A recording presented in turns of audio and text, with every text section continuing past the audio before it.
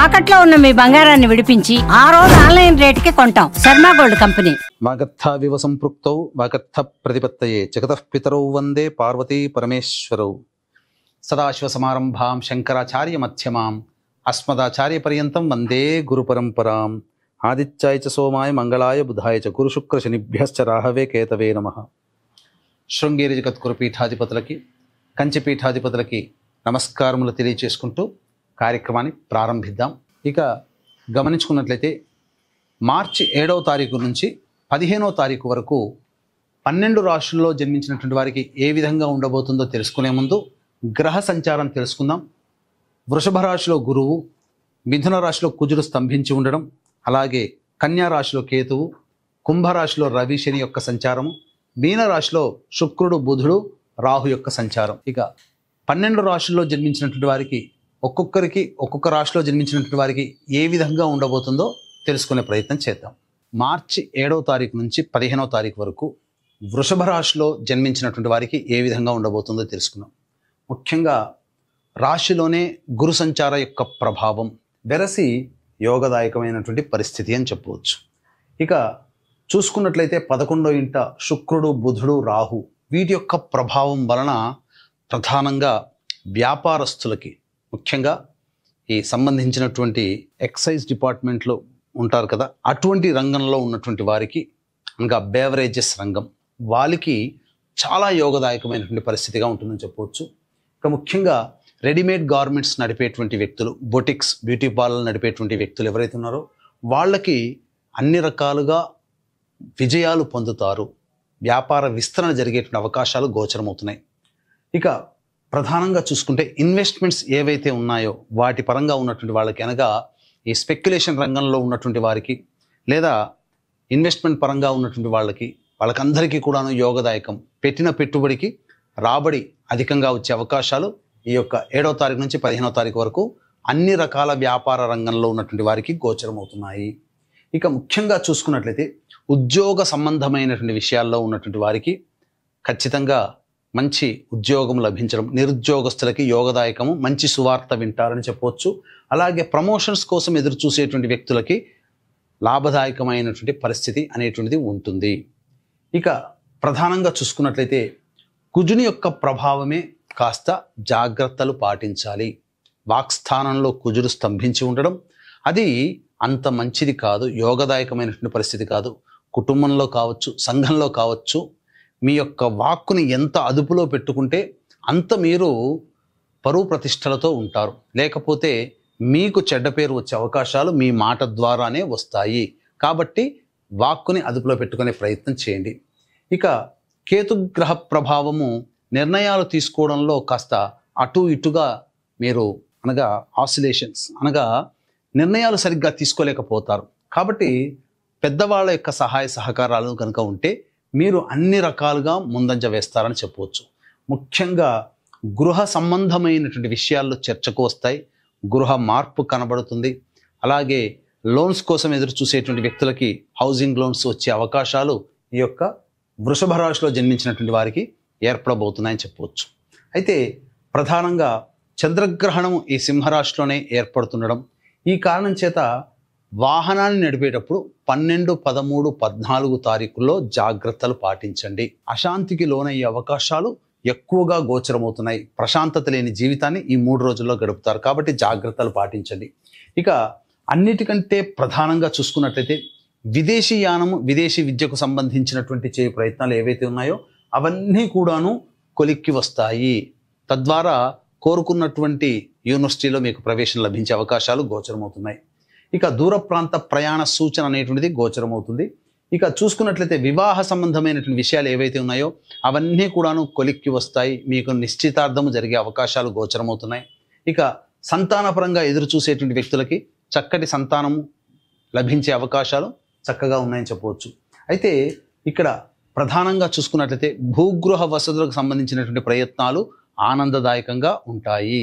ఇక మనం చూసుకున్నట్లయితే రోజువారీ జీవితంలో, అంటే గ్రహాల యొక్క సంచార ప్రభావం చూసుకున్నట్లయితే ఒక కేతువు మరియు కుజగ్రహ ప్రభావము తప్ప మిగతా అన్ని గ్రహాల ప్రభావము అనుకూలంగా ఉన్నటువంటి కారణం చేత అన్ని రంగాలలో ఉన్నటువంటి వారికి మంచి జరుగుతుంది.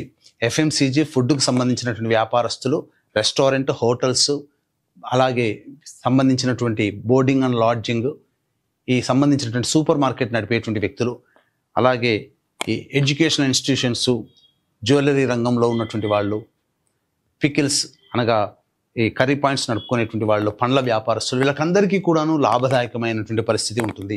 అయితే రియల్ ఎస్టేట్ రంగము, లాయర్ రంగంలో ఉన్నటువంటి వాళ్ళు, రైతులకి మాత్రం కాస్త గడ్డు కాలముగా చెప్పవచ్చు.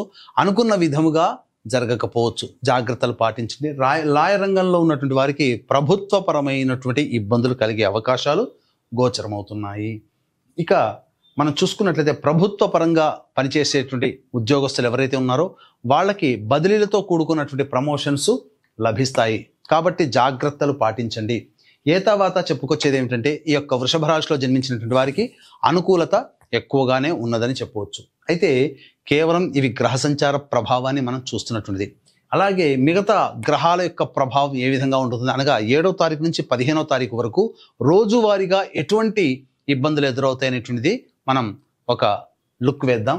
చూసుకున్నట్లయితే ప్రధానంగా 7వ తారీఖు రోజున మీరు ఏదైనా పెండింగ్లో ఉన్నటువంటి పనులు ఉంటాయి కదా, బాధ్యతలు ఉంటాయి కదా, వాటన్నిటినీ పూర్తి చేసుకుంటారు, సంతోషంగా ఉంటారు, ఆనందదాయకంగా విందులు వినోదాల్లో మీ కుటుంబ సభ్యులతో గడుపుతారని చెప్పవచ్చు. ఆత్మవిశ్వాసంతో ఉంటారు ఆ రోజున.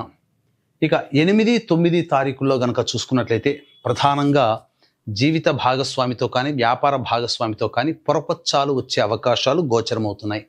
ధనపరంగా చూసుకున్నా ఎదుటి వాళ్ళ కోసం ఎక్కువగా ఖర్చులు పెట్టాల్సినటువంటి పరిస్థితి గోచరమవుతుంది. అన్నిటికంటే మించి మీ యొక్క వాక్కుని ఎంత అదుపులో ఉంచుకుంటే ఆ 2 రోజులు ఆనందదాయకంగా మిగతా రోజులు గడుపుతారని చెప్పవచ్చు. ఇక 10, 11 తారీఖుల్లో కనుక చూసుకున్నట్లయితే కొత్త వ్యక్తులు పరిచయం అవుతారు. అన్నిటికంటే మించి రాని బాకీలు వసూలవుతాయి, ధనపరమైనటువంటి సమస్యలు తీరుతాయి, ఆనందకరంగా మీ కుటుంబ సభ్యులు మీ యొక్క స్నేహితులతో గడుపుతారని చెప్పవచ్చు. ఇక 12, 13, 14 తారీఖుల్లో చంద్రగ్రహణం కూడా ఈ యొక్క 12, 13, 14 తారీఖుల్లో ఉన్నటువంటి 14వ తారీఖు నాడు ఏర్పడుతుండడం. ఇక అన్ని విధాలుగా చూసుకున్నట్లయితే గృహ సంబంధముగా, వాహన సంబంధముగా సమస్యలు తలెత్తేటువంటి అవకాశాలు, ముఖ్యంగా తల్లిగారి ఆరోగ్యం పట్ల శ్రద్ధ వహించాల్సినటువంటి రావడం, ఇవన్నీ కూడాను గోచరమవుతున్నాయి. కాబట్టి జాగ్రత్తలు పాటించండి. ఇక ప్రధానంగా ధనపరమైనటువంటి సమస్యలు, ఖర్చు కూడా అధికంగా ఉంటుంది. ఏ పని చేయాలన్నా కానీ ఆసక్తి ఈ 12, 13, 14 రోజుల్లో ఉండదు. ఇక 15వ తారీఖు రోజున మీ ఆరోగ్యం పట్ల శ్రద్ధ వహించాలి. అలాగే ఏ పని చేయాలన్నప్పటికీ కూడాను ప్రశాంతత, బద్ధకము ఎక్కువగా ఉండడం, ప్రశాంతత లేని జీవితాన్ని గడపడం అనేటువంటిది చెప్పవచ్చు. కాబట్టి ఏతావాత చెప్పొచ్చేది ఏమిటంటే గ్రహాలు అనుకూలంగా ఉన్నప్పటికీ కూడాను రోజువారీగా చూసుకుంటే మీకు ప్రధానంగా 7వ తారీఖు, 10, 11 తారీఖులు ఈ 3 రోజులు తప్ప మిగతా రోజులు ఏవి కూడాను అనుకూలముగా లేని కారణం చేత మీరు ఆ రోజుల్లో వచ్చేటువంటి సమస్యలకి మీరు సిద్ధముగా ఉండి వాటికి చెక్ పెట్టే విధంగా ఆలోచనలో ఉండండి. తప్పకుండా మీకు విజయం జరుగుతుంది. అలాగే ఈ యొక్క 14వ తారీఖు రోజున మనకు భారతదేశంలో గ్రహణం కనిపించకపోయినప్పటికీ మిగతా దేశాల్లో ఈ యొక్క అనగా అమెరికా, కెనడా, మెక్సికో ఇలాంటి దేశాలు, న్యూజిలాండ్, ఆస్ట్రేలియా వంటి దేశాలలో, ఈ దేశాలలో సంపూర్ణ చంద్రగ్రహణం అనేటువంటిది ఏర్పడుతున్నటువంటి కారణం చేత గ్రహణం కనిపించదు కాబట్టి పాటించాల్సినటువంటి ఆచార నియమాలు లేవు. కానీ ప్రపంచవ్యాప్తంగా ఎక్కడో ఒక చోట గ్రహణం సంభవిస్తున్నటువంటి సమయం అమూల్యమైనటువంటి సమయం. ఆ యొక్క గ్రహణం సంభవిస్తున్నటువంటి రాశి నుంచి కొన్ని రాశుల వారికి, ప్రపంచవ్యాప్తంగా ఉన్నటువంటి వాళ్ళకి కొన్ని ఇబ్బందికర పరిస్థితులు.